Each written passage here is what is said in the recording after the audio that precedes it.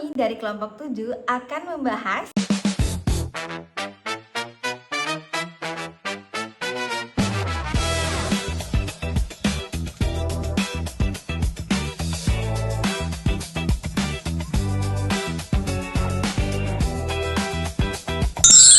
bahan ajar adalah sumber belajar seperti buku, modul, atau media pembelajaran yang membantu siswa dalam memahami materi.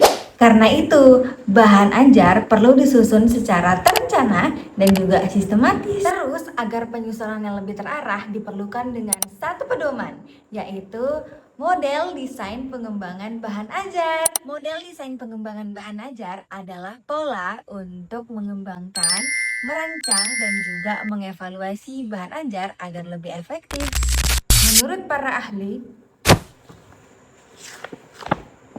Brand serta Dick and Carey, model ini membantu memastikan pembelajaran berjalan dengan baik, mulai dari perencanaan hingga evaluasi. Tujuan utamanya adalah menyesuaikan bahan ajar dengan kebutuhan siswa, serta meningkatkan kualitas materi agar lebih mudah dipahami. Di dalam pengembangan desain bahan ajar, tentunya terdapat beberapa model yang sering digunakan di dalam dunia. Setiap model memiliki tahapan yang sistematis dan juga kelebihan serta kekurangannya masing-masing.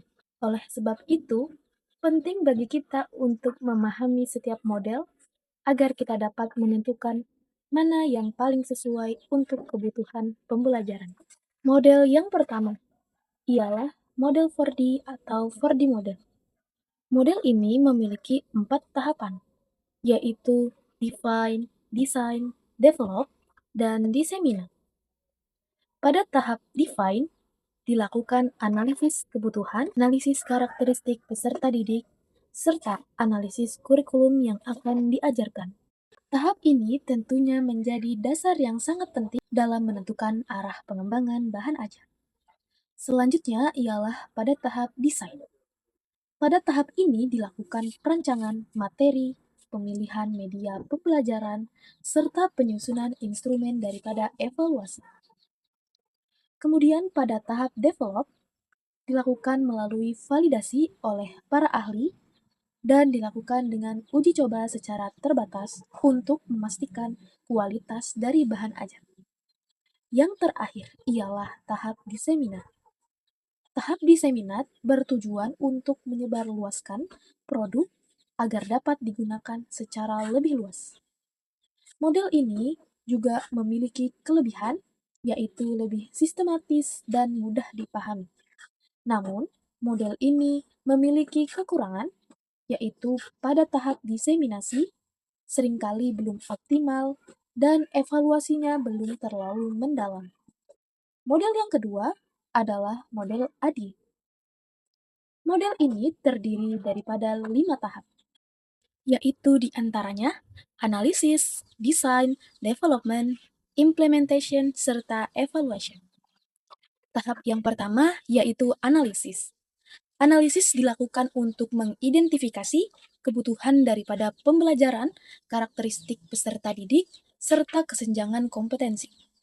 Selanjutnya pada tahap desain, pengembang merancang tujuan pembelajaran, materi pembelajaran, dan juga strategi yang akan digunakan untuk pembelajaran. Tahap selanjutnya ialah tahap development. Di tahap ini merupakan proses dari pembuatan bahan ajar. Sedangkan implementation adalah tahap di mana penerapan dalam pembelajaran secara nyata. Adapun kemudian tahap evaluasi atau evaluation adalah tahap yang dilakukan secara berkelanjutan untuk menilai seberapa efektif bahan ajar yang digunakan. Model ini memiliki kelebihan dan kekurangan. Di antaranya, model ini lebih fleksibel dan juga evaluasi yang dilakukan sangat jelas. Namun, pada model ini membutuhkan waktu yang relatif lama dalam pembuatannya. Model yang ketiga adalah model board and goal. Model board and goal termasuk dalam pendekatan research and development. Model ini memiliki langkah-langkah yang nyata dan lengkap, dimulai dari penelitian, pendahuluan, hingga diseminasi produk. Pada tahap awal, dilakukan pengumpulan data dan analisis kebutuhan. Kemudian dilanjutkan dengan perencanaan dan pengembangan produk awal. Selanjutnya, produk diuji coba secara bertahap, direvisi berdasarkan hasil uji coba, hingga akhirnya diimplementasikan dalam jangkauan skala yang luas. Proses ini dilakukan secara berulang untuk memastikan produk yang dihasilkan valid dan juga praktis serta efektif. Kelebihan daripada model Borg and Goal ini ialah prosedurnya sangat lengkap, kemudian sistematis dan juga lebih terarah. Namun, di dalam model ini tentunya mempunyai kekurangan, yaitu model ini membutuhkan waktu, biaya, serta proses yang lebih cukup kompleks. Model yang keempat adalah model Dick and Carey. Model ini yaitu model desain pembelajaran yang berbasis dengan sistem. Maksudnya, model ini menekankan tentang keterkaitan antara semua kelompok komponen pembelajaran seperti tujuan, materi, strategi, dan evaluasi. Di dalam model Dick and Carey, dimulai dari tahap identifikasi tujuan pembelajaran, kemudian menganalisis kebutuhan, karakteristik peserta didik, dan setelah itu dilakukanlah yang namanya pengembangan instrumen daripada evaluasi serta strategi pembelajaran. Model ini juga melibatkan daripada evaluasi formatif dan sumatif. Kelebihan dari model Dick and Carey yaitu lebih terstruktur dan terintegrasi. Namun, model ini juga memiliki kekurangan yaitu dari prosedur yang cukup rumit dan juga membutuhkan waktu yang tidak sedikit. Model yang terakhir adalah model Sugiono yang merupakan versi sederhana dari Research and Development. Model ini meliputi tahapan dari potensi dan juga masalah, pengumpulan data, desain produk, validasi, revisi, hingga uji coba produk. Model ini juga menekankan tentang pentingnya validasi ahli dan uji coba produk.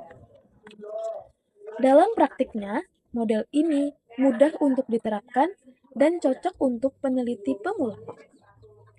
Kelebihan dari model Sugiono ialah lebih praktis dan juga sistematis.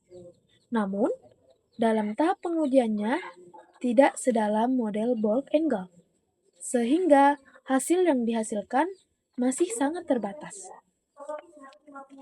Sebagai penutup, dengan memahami berbagai macam model pengembangan tadi, kita dapat menentukan model yang paling tepat dan sesuai dengan kebutuhan serta tujuan pembelajaran. Selanjutnya adalah prosedur pembuatan bahan ajar berbasis modul dan handout.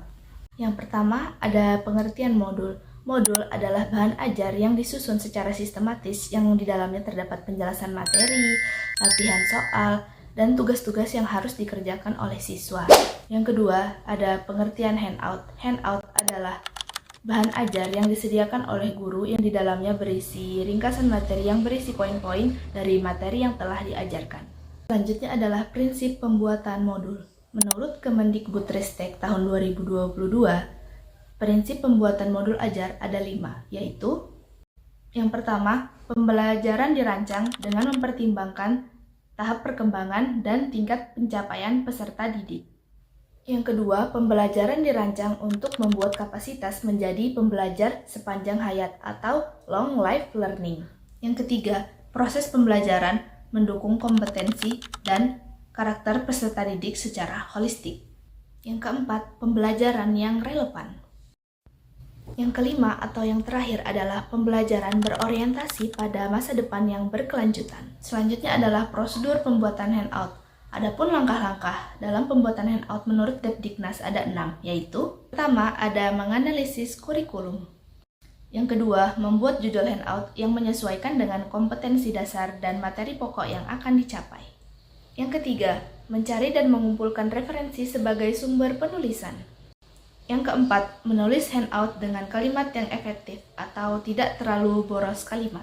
Yang kelima, membaca ulang hasil penulisan handout dan mengevaluasinya.